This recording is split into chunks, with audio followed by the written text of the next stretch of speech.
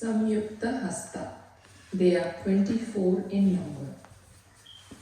Anjalischa, Kapotascha, Karkata, Swastikastata, Dolahasta, Pushpaputo, Utsunga, Shivalingakaha, Katakavardhanaschaiva,